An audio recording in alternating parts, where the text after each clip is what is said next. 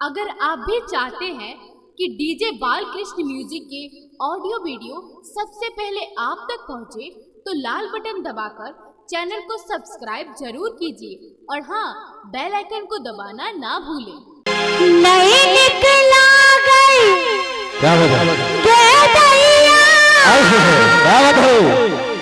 नहीं निकला गई गे दैया।